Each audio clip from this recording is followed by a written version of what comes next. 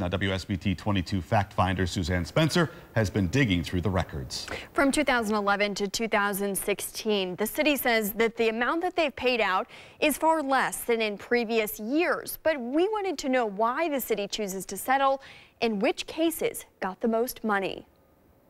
He hit me, just been to hit the other car. When Lucky Wea was hit on a sidewalk in South Bend after a high-speed police chase and then detained, he sued for excessive force. The city settled and he got $225,000. This video showing former officer Theo Robert punching Jermaine Harris prompted a lawsuit. It was settled for $55,000. These are just two of the settlements. There have been a lot of cases where we want to take a case to the mat. Sometimes we do, but often we don't, because we know that the litigation, the court fees, even when we think we're right, may not be worth it compared to arranging a settlement that's going to put a firm lid on the amount of taxpayer money that's going to go into dealing with a particular case. One group of cases stands out in that $1.3 million, the police wiretapping case that cost taxpayers $787,000 in settlements. $500,000 went to the officers involved, $50,000 to the former chief, and $235,000 to the former communications director. Why did the city choose to settle in all those different cases? Yeah, I mean, that was a case where it was almost a crossfire of lawsuits. But the bottom line was we knew there had been a problem with violations of the Wiretap Act.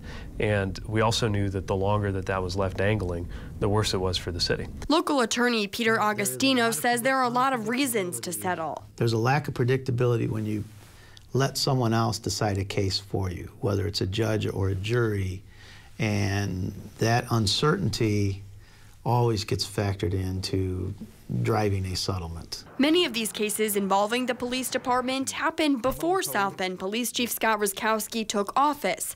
He said he's doing what he can to avoid any potential lawsuits regarding use of force. It's not us going out and arbitrarily using force. We're only reacting to the situation that we're presented. I might be waiting for you just to get close enough for me to attack. And Chris Brady teaches defensive tactics to all South Bend officers. You need to handcuff me, and I'm not cooperating. And then we'll figure out what to do after that. We'll figure out what to do. Okay. He gave me a lesson in how an officer decides to use force. All right. Is this anything like what you'd attempt to be doing? You would definitely need backup for something like this. It's just one way the police department is training officers to handle any situation. You can train all you want, but when your life is about to end, and that's your belief, you can't breathe anymore, you can't move anymore, or you're to that point where you almost can't do anything anymore, you have to make a choice. If you remember, the numbers that we're talking about here are just the civil lawsuits concerning the police department. When you actually look at the legal budget as a whole for the city, data shows the city is spending less on lawsuit settlements since 2013. It paid out just under $800,000 in settlements in 2013. That number has declined, Jennifer, to less than $200,000 just last year.